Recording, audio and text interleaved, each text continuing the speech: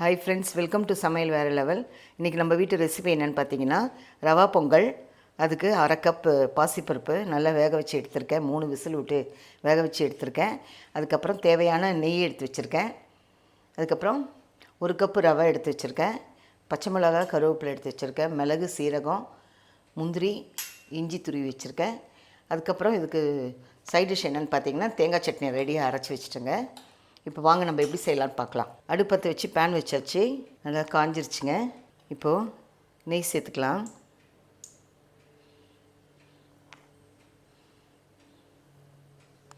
நல்லா சூடாகட்டும். மிளகு, சீரகம்,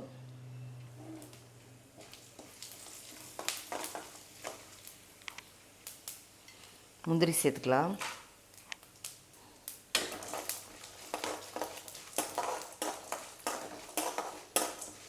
நிறைய முந்திரி போட்டால் டேஸ்ட்டாக இருக்குங்க, அதுக்கு தான் நிறைய போட்டிருக்கேன்.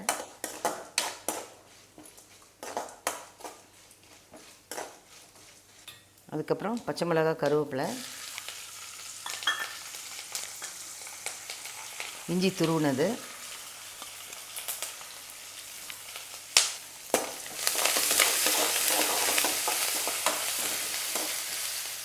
அதுக்கப்புறம் பெருங்காயம் கொஞ்சம் சேர்த்துக்கலாங்க. இப்போ 1 கப் ரவை சேர்த்துடலாம்.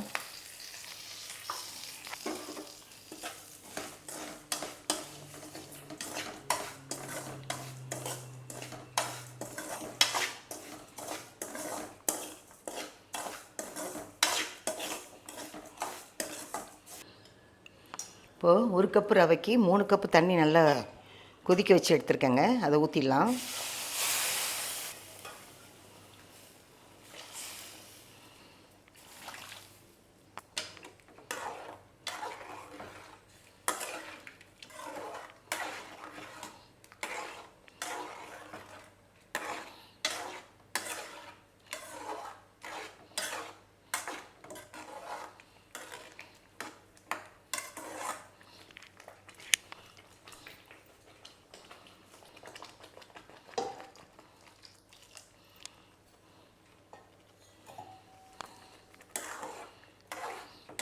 ஸ்டவ்வை சிம்மில் வச்சிடலாம்.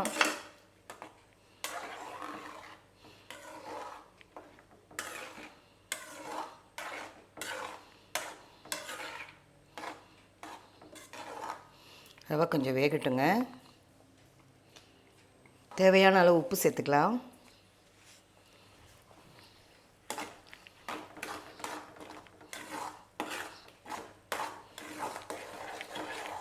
இப்போ ரவை ரெடி ஆயிடுச்சுங்க.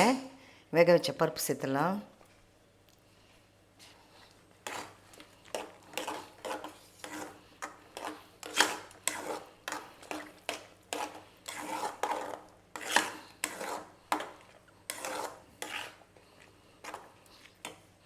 நெய் சேர்த்துக்கலாம்.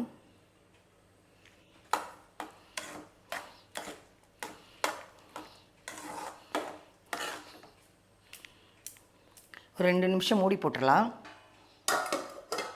இப்போ திறந்து பார்க்கலாம். 5 மினிட்ஸ் ஆகிடுச்சு. பாருங்கள், பொங்கல் ரெடி ஆகிடுச்சு. அவ்வளோதான் ஃப்ரெண்ட்ஸ், ரவா பொங்கல் ரெடி ஆகிடுச்சுங்க. இதுக்கு சைட் டிஷ் பார்த்திங்கன்னா தேங்காய் சட்னி செஞ்சுருக்கேங்க. நல்லா டேஸ்ட்டாக இருக்கும். இது மாதிரி recipe video, garden video, lunch video, dinner video நம்ம சேனலில் வரப்போகுதுங்க. மறக்காமல் சப்ஸ்கிரைப் பண்ணிக்கோங்க. நிறைய ரெசிபி வீடியோ நம்ம சேனலில் இருக்குது. டைம் இருக்கும்போது செக் அவுட் பண்ணி பாருங்கள் ஃப்ரெண்ட்ஸ். இன்னொரு வீடியோவில் சந்திக்கிறேன். தேங்க்யூ.